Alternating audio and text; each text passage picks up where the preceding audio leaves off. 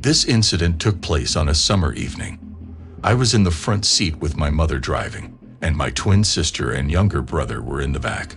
We were heading to our family's cottage in the western part of Virginia, 4 hours away from our residence in Delaware. At that time, Cass and I were 12, and my brother was small, peacefully asleep in his booster seat. The Western Virginia retreat was our cherished destination, and all of us, including my mother, were eagerly looking forward to it. However, the car journey was consistently unpleasant.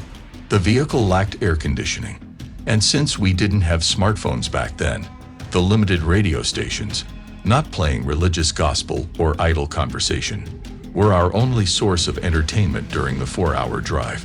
Cass and I often found ourselves staring out the window, creating stories about the people we saw and speculating about their destinations.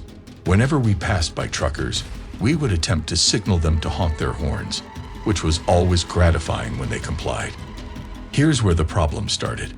Cass and I matured early, so by the age of 12, we already looked older and attracted attention from older men, much to my mother's dismay.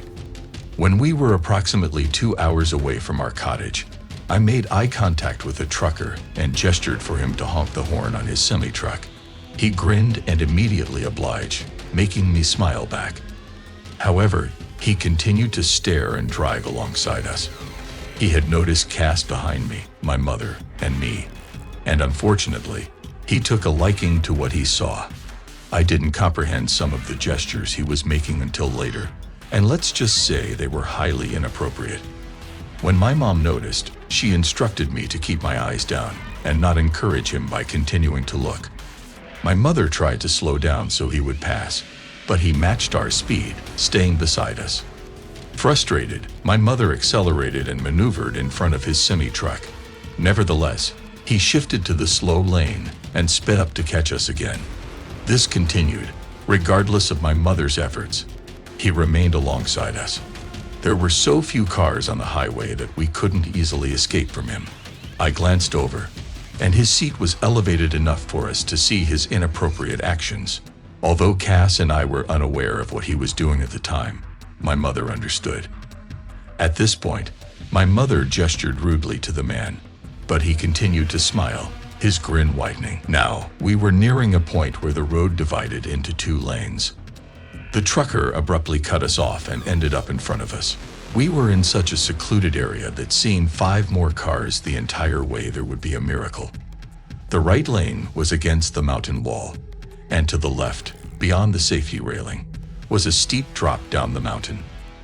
The roads were becoming more winding as we approached, and darkness was setting in. The man was now driving slowly, repeatedly swerving into the left lane as my mother attempted to speed past him into the wrong lane.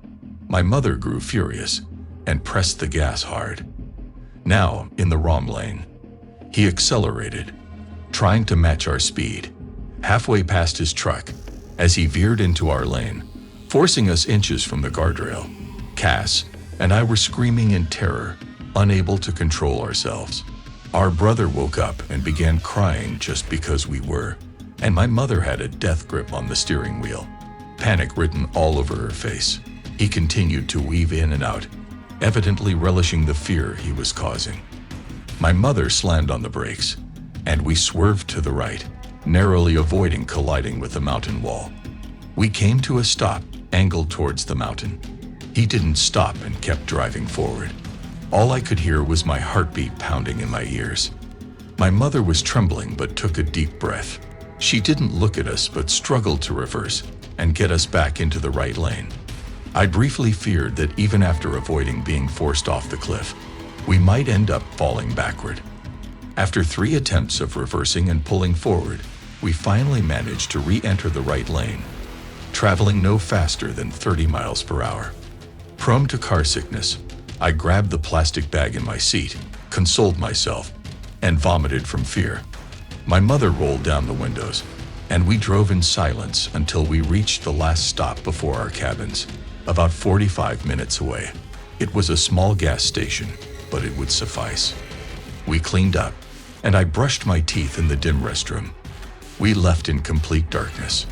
The police in that area were known for being unhelpful, so we didn't bother contacting them. Additionally, there was no cell reception in that remote area. We drove in silence the rest of the way. When we arrived that night, Cass and I attempted to discuss it, but my mom shut us down. She explained that she was accustomed to men behaving creepily towards her and that it had nothing to do with us, insisting there was no reason a grown man would be looking at us over her. She built a campfire for herself, got stoned, and made us go to bed as she calmed down outside. Anyway, I'm just grateful that we didn't meet with tragedy by being forced off the mountain or colliding with the side of the mountain that evening. Despite the scarcity of cars in that area, we were also fortunate that no vehicle came around one of the bends and crashed into us while we were in the wrong lane.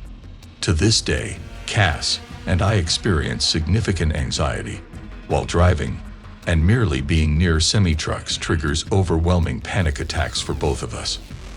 After that evening, regardless of how uneventful the trip was, we never attempted to signal truckers to honk at us again.